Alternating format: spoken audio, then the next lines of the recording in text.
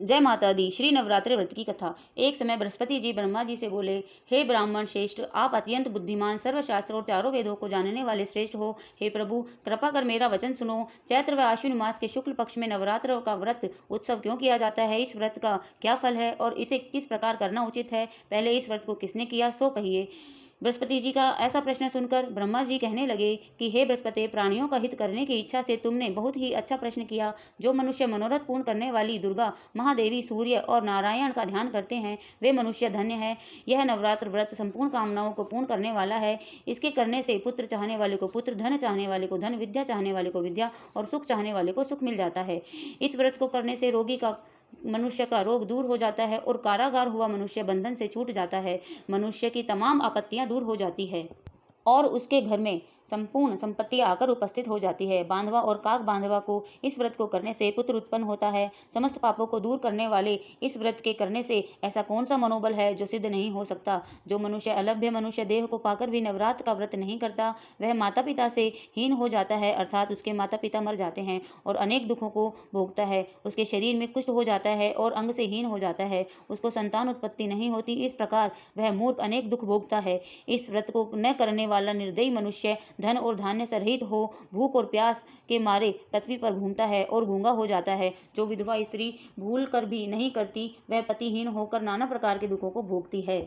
यदि व्रत करने वाला मनुष्य सारे दिन का उपवास न कर सके तो एक समय भोजन करे और उस दिन बांधवों सहित नवरात्रि व्रत की कथा करे। हे बृहस्पति, जिसने पहले इस व्रत को किया है उसका पवित्र इतिहास मैं तुम्हें सुनाता हूँ, तुम सावधान होकर सुनो। इस प्रकार ब्रह्मा जी का वचन सुनकर बृहस्पति जी बोले, हे ब्रह्मण, हे मनुष्य का कल्याण करने वाले इस व्रत के इतिहास को मेरे लिए कहो, मैं सावधान होकर सुन रहा हूँ। आपकी शरण में आए हुए मुझ पर कृपा करो। ब्रह्मा जी बोले, पीठत नाम के मनोहर नगर में एक अनाथ नाम का ब्राह्मण रहता था।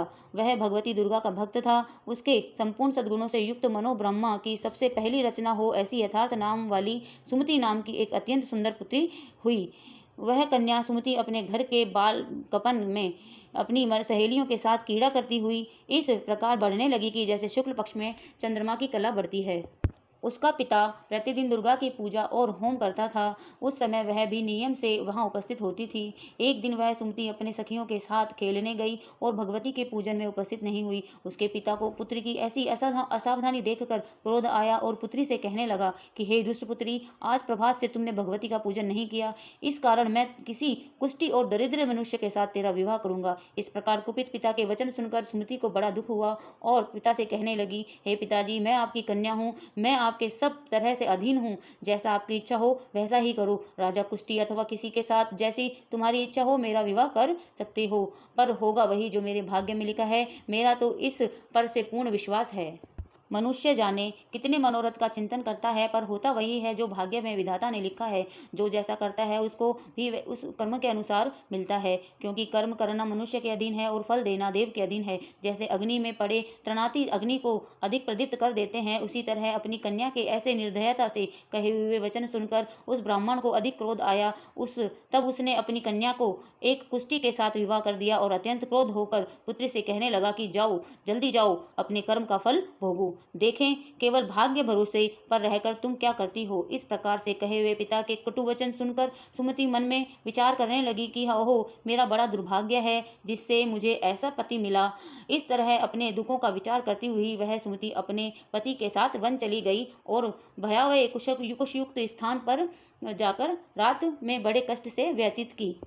उस गरीब बालिका की ऐसी दशा देखकर भगवती पूर्ण रूप पुण्य के प्रभाव से प्रकट होकर सुमति से कहने लगी कि हे दीन ब्राह्मणी, मैं तुम पर प्रसन्न हूँ, तुम जो चाहो वरदान मांग सकती हो, मैं प्रसन्न होने पर मनवांछित फल देने वाली हूँ। इस प्रकार भगवती दुर्गा का वचन सुनकर ब्राह्मणी कहने लगी कि आप कौन है जो मुझ पर प्रसन्न हुई है, वह सब मेरे लिए कहो और मेरी अपनी कृपा दृष्टि से मुझ पर दीन दासी को कटाक्ष करो। ऐसा ब्राह्मणी का वचन सुनकर देवी कहने लगी कि मैं आदिशक्ति हूँ और मैं ब्रह्मा, विद्या और सरस्वती हूँ। मैं प्रसन्न होने पर प्राणियों का दुख दूर कर उनको सुख प्रदान करती हूँ। हे ब्राह्मणी, मैं तुझ पर तेरे पूर्व जन्म के पुण्य के प्रभाव से प्रसन्न हूँ। तुम्हारे पूर्व जन्म का वृतांत सुनाती हूँ, सुनो। तुम पूर्व जन्म में निषाद भील की स्त्री थी और अति पवित्रता थी। एक दिन तेरे पति निषाद ने चोरी की। चोरी करने के कारण तुम दोनों को सिपाहियों ने पकड़ लिया और ले जाकर जेल खाने में कैद कर दिया। उन लोगों ने तेरे को और तेरे पति को भोजन में भी नहीं दिया। इस प्रकार नवरात्रि के दिनों में तुमने न तो कुछ खाया और न ही जल पिया, इसलिए 9 दिन तक नवरात्र का व्रत हो गया। हे ब्राह्मणी, उन दिनों में जो व्रत हुआ उस व्रत के प्रभाव से प्रसन्न होकर तुम्हें मनवांचित वस्तु दे रही हूँ। तुम्हारी जो इच्छा हो वह वरदान मांग लो। इस प्रकार दुर्गा के कहे वचन सुनकर ब्राह्मणी बोली कि अगर आप मुझ पर प्रसन्न हैं तो हे दुर्गे, आपको प्रणाम करती हूँ, कृपा करके मेरे पति के कुष्ठ को दूर करो। देवी कहने लगी कि उन दिनों में जो तुमने व्रत किया था उस व्रत के एक दिन का पुण्य अपने पति का कष्ट दूर करने के लिए अर्पण करो और मेरे प्रभाव से तेरा पति कुष्ठ से रहित हो और सोने के समान शरीर वाला हो जाएगा। ब्रह्मा जी बोले। इस प्रकार देवी का वचन सुनकर वह ब्राह्मणी बहुत प्रसन्न हुई और पति को निरोग करने की इच्छा से ठीक है ऐसे बोली। तब उसके पति का शरीर भगवती दुर्गा की कृपा से कुष्ठहीन होकर अति कांतियुक्त हो गया, जिसकी कांति के समान चंद्रमा की कांति भी क्षीण हो जाती है। वह ब्राह्मणी पति को मनोहर देह को देखकर देवी को अति पराक्रम वाली समझकर स्तुति करने लगी। हे दुर्गे, आप दुर्गति को दूर करने वाली, तीनों जगत की संताप हरने वाली, समस्त दुखों को दूर करने वाली, रोगी मनुष्य को निरोग करने वाली, प्रसन्न होने पर मनवांचित वस्तु देने वाली और दुष्ट मनुष्य का नाश करने वाली हो। तुम ही सारे जगत की माता हो, पिता हो। हे अम्बे, मुझ अपराध रहित अबला की और मेरे पिता ने कुष्ठी के साथ विवाह कर मुझे घर से निकाल दिया। उसकी निकाली हुई पृथ्वी पर मैं घूमने लगी। आपने ही मेरा इस आपत्ति रूपी समुद्र से उद्धार किया। हे देवी, आपको प्रणाम करती हूँ, मुझ दीन की रक्षा कीजिए। ब्रह्मा जी बोले। हे बृहस्पति, इस प्रकार उस सुमति ने मन से देवी की बहुत स्तुति की। उससे हुई स्तुति सुनकर देवी को बहुत संतोष हुआ और ब्रह्मणी से कहने लगी कि हे ब्रह्मणी, उद्दालय नाम का एक अति बुद्धिमान, धनवान और कीर्तिवान जितेंद्रिय पुत्र होगा। ऐसा कहकर वह देवी उस ब्राह्मणी से फिर कहने लगी कि हे ब्राह्मणी, और जो कुछ तेरी इच्छा हो वह मनवांचित वस्तु मांग सकती है। ऐसा भगवती दुर्गा का वचन सुनकर सुमति बोली कि हे भगवती दुर्गे, अगर आप मेरे ऊपर प्रसन्न है तो कृपा कर मुझे नवरात्रि व्रत की विधि बतलाइए। हे दयावंती, जिस विधि से नवरात्र व्रत करने से आप प्रसन्न होती हैं उस विधि और उसके फल को मेरे लिए विस्तार से वर्णन कीजिए। इस प्रकार ब्रह्मणी के वचन सुनकर दुर्गा कहने लगी कि हे ब्रह्मणी, मैं तुम्हारे लिए संपूर्ण पापों को दूर करने वाला नवरात्रि व्रत विधि को बतलाती हूँ, जिसको सुनने से तमाम पापों से छुटकार मोक्ष की प्राप्ति होती है। अश्विन मास के शुक्ल पक्ष की प्रतिपदा से लेकर 9 दिन तक विधि पूर्वक व्रत करें। यदि फिर दिन भर का व्रत न कर सके तो एक समय भोजन करें। पढ़े लिखे ब्राह्मणों से पूछकर कलश स्थापना करें और वाटिका बनाकर उसको प्रतिदिन जल से सींचे।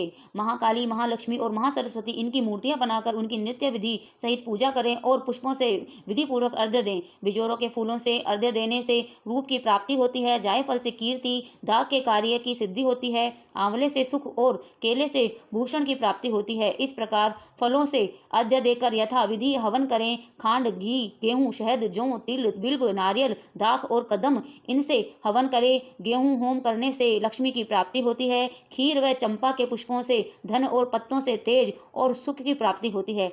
आंवले से कीर्ति और केले से पुत्र होता है।